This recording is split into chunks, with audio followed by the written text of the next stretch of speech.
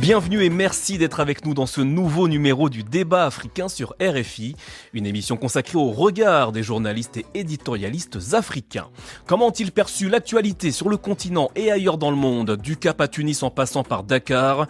Nos consoeurs et confrères nous livrent leur point de vue.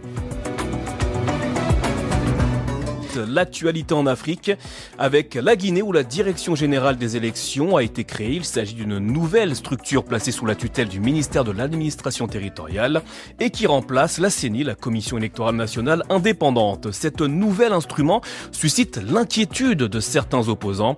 Cette réforme guinéenne dépasse le cadre national et pose une question fondamentale. Quel modèle d'organisation électorale favorise le mieux la démocratie en Afrique? Nous posons la question à 3 journalistes africains. Hanan Sbiss, journaliste tunisienne, présidente de la section tunisienne de l'UPF, l'Union de la presse francophone.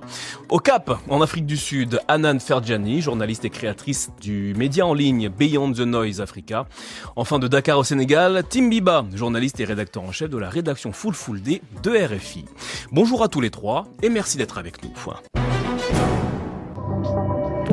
Il faut rappeler qu'au cours des 40 dernières années, notre pays a connu plusieurs élections organisées par une organisation réputée être indépendante, c'est la fameuse CENI. Est-ce que cela a amené plus de transparence, plus de crédibilité dans le processus électoral guinéen? Ces formes d'organisation n'ont été que des illusions. Il faut aussi rappeler que les pays qui connaissent en tout cas des élections appréciées de tous comme le Sénégal, c'est bien le ministère de l'Intérieur qui organise les élections. C'est tout à fait normal. Les élections étaient organisées en Guinée par le ministère de l'administration du territoire. Et ces élections ont toujours émaillé par des fraudes qui ont conduit à des violences. La Guinée a perdu trop de vies pour ça. En se débarrassant de l'idée d'aller vers une CENI technique et en nous disant on va créer une DGE, on est clairement dans la marche vers la confiscation du pouvoir par le CNRD. Nous disons non, non et non.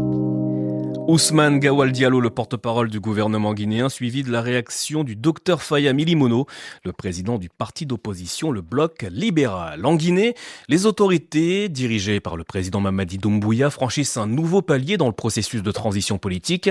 La Direction générale des élections a été créée par décret présidentiel.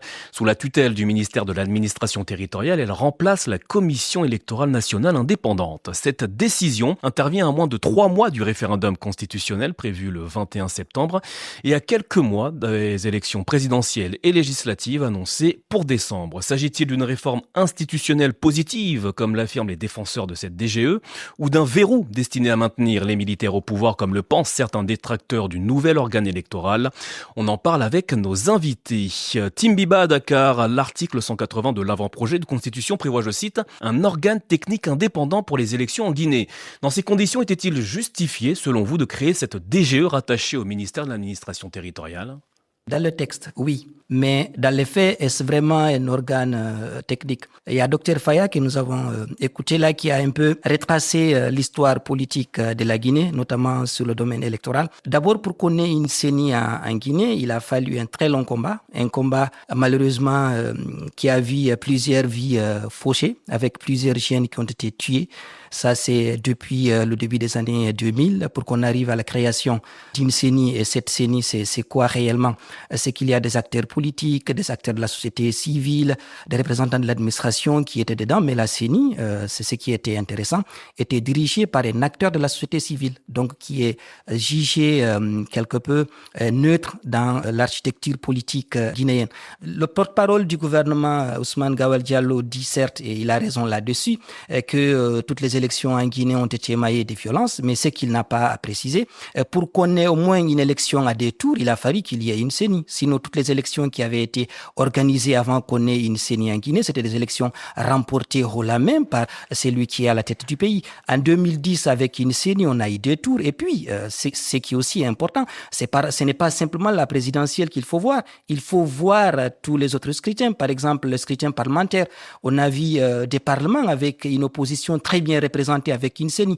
Certes, les fraudes existaient encore avec la CENI, mais c'était aussi limité. Parce que le danger avec cette DG, c'est quoi? C'est l'administration l'administration qui va organiser les élections désormais en Guinée. Et ceux qui sont accusés de manigancer, de vol, de tout ce que vous voulez, fraude dans ces élections, mais ce sont les représentants de l'administration. D'où les inquiétudes de certains opposants en Guinée qu'on a pu entendre tout au long de la semaine sur RFI. J'aimerais quand même qu'on s'interroge sur le timing. Henens Bis à Tunis, pourquoi attendre 2 mois avant le référendum pour créer cet organe selon vous ? On sait que l'administration ou l'État, disons guinéen, s'est déjà engagé dans le recensement de la population pour créer le fameux registre électoral biométrique. Donc, il est vraiment temps de préparer l'instance qui va gérer ce registre et donc l'instance qui va justement organiser ces élections et préparer ce qu'on appelle des forces de sécurité pour sécuriser les élections.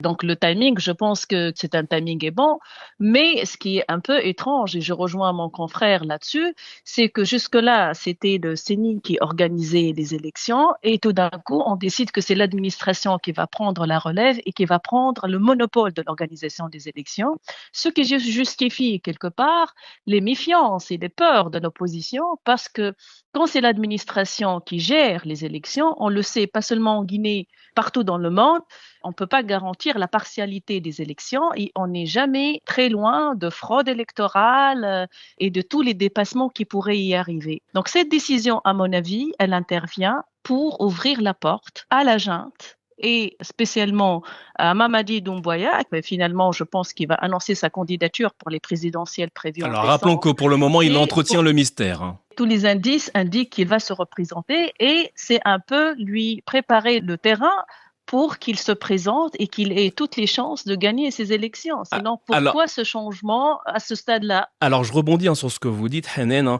Certains opposants estiment que cette précipitation ne traduit qu'une volonté de court-circuiter tout débat démocratique sur l'architecture électorale dans le pays. Leurs griefs sont-ils justifiés, selon vous, Hanan Ferjani, au Cap en Afrique du Sud ?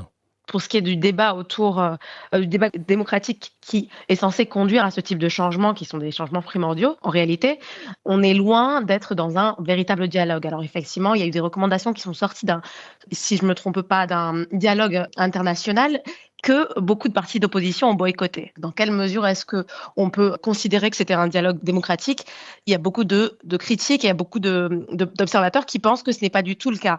Et je pense que pour rejoindre ma consoeur et mon confrère, que non seulement le timing compte, mais également le contexte dans lequel se produit ce changement. Alors effectivement, la CENI, qui existe depuis de nombreuses années, mais qui elle-même a été contestée d'élection en élection parce qu'elle a souvent été considérée comme biaisée, comme favorisant un candidat plutôt qu'un autre, il faut le dire, elle avait quand même vocation à être un organe indépendant. Alors avec cette DGE, même si on sait que c'est pas complètement isolé ce type de configuration, en France même, c'est finalement le ministère de l'Intérieur à travers un bureau particulier qui organise les élections, c'est le cas aussi au Sénégal. Il y a un problème de transparence, il y a un problème de considération du climat politique dans sa globalité, qui donne le sentiment à beaucoup, dont les membres de l'opposition, qu'il s'agit donc d'une confiscation du pouvoir, et je pense que c'est complètement légitime. C'est une interrogation qui revient beaucoup ces derniers temps en Guinée, l'indépendance de cet organe, de cette DGE. Tim Biba, comment une structure placée sous l'autorité directe du ministre de l'administration territoriale, dont le directeur est nommé par le président, peut-elle prétendre organiser des élections impartiales qui pourraient impliquer le président ? C'est là impossible. Et il y a eu des dernières élections qui étaient certes organisées par la CENI, mais on a vu même des acteurs de la sécurité s'en mêler. Il y a eu des élections qui ont même eu lieu, même parfois dans des commissariats de police. C'est pour vous dire combien de fois la situation elle est critique et quelque peu chaotique. Pourquoi chaotique ? C'est que cette DG, on vient de rendre public sa structure. On est à combien de mois de référendum qui doit avoir lieu le 21 septembre prochain? Est-ce que en moins de 3 mois, on peut mettre en place une DGE, composer, la structurer et organiser des élections qui peuvent être transparentes? Et surtout, là, nous sommes en train d'entamer une période très difficile en Guinée, c'est la saison hivernale. Et la Guinée, il pleut énormément. Donc, cela est pratiquement impossible. Et vu toutes les inquiétudes aujourd'hui de la classe politique, même si elle n'a pas assez de marge de manœuvre, vu la restriction de tout ce qui est liberté publique actuellement en Guinée, la junte, elle va organiser des élections. Et si le président Mamadi Doumbouya soit candidat, ou en tout cas des éléments de la junte arrivent à être candidats, ben c'est parti, ils vont remplir, ils vont gagner, ben c'est ça. Alors, on a bien entendu répondu à vos interrogations au sujet de la création de cette DGE en Guinée. Néanmoins, avec une autonomie financière et la centralisation de toutes les compétences électorales, est-ce que la DGE ne représente-t-elle pas une solution plus efficace et plus réactive par rapport à l'ancien système de la CENI qui dépendait de financements externes souvent incertains? Hannes Bies.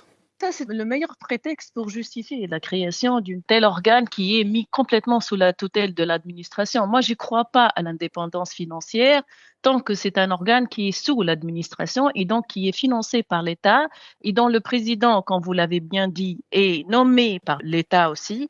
Donc, on ne peut pas vraiment parler d'indépendance. C'est impossible. Et on a vu ça dans le passé, dans plusieurs pays africains. Là où intervient l'administration et le ministère dans d'autres pays, notamment de la Tunisie par exemple, le ministère de l'Intérieur, on ne peut plus parler ni d'indépendance financière, ni d'indépendance tout simplement. Donc c'est clair qu'on est en train de changer les règles de jeu et donc avoir sous la main toute la machine électorale et pouvoir peut-être la manipuler aisément. Enfin, la polémique liée à la création de cette DGE guinéenne s'inscrit dans un débat plus large qui traverse le continent africain. Comment concilier l'efficacité administrative et la légitimité démocratique dans la gestion des élections, Hanen Ferjani? On voit qu'il y a de plus en plus de pays où justement il y a des systèmes qui sont en train d'être modifiés, très souvent sans réel contrepoids ou acceptation de l'opposition ou même de la société civile. Alors sous prétexte d'un désir d'efficacité ou de meilleure maîtrise de la structure. Mais quand on voit par exemple ce qui se passe au Togo voisin, qui a créé d'ailleurs une sorte de mouvement populaire où on est passé d'un régime présidentiel à un régime parlementaire, demander l'avis finalement des concitoyens togolais. Quand on voit ce qui se passe aussi souvent au niveau des amendements aux constitutions qui permettent de changer la façon dont on peut se présenter aux élections ou le nombre de mandats qu'on peut exercer dans tel ou tel pays, on se pose la question effectivement de s'il n'y a pas vraiment une sorte de manuel qui est en train d'être dressé par ces partis politiques au pouvoir et qui est en train de permettre finalement une pérennisation de leur assise. Et c'est, je pense, vraiment la critique qui est de plus en plus faite par beaucoup d'Africains qui observent ce type de changement. Alors voilà ce qu'on pouvait dire ce samedi au sujet de la politique en Guinée. Bien évidemment, l'actualité à Conakry et ailleurs en Guinée est bien évidemment retrouvée sur notre site rfi.fr.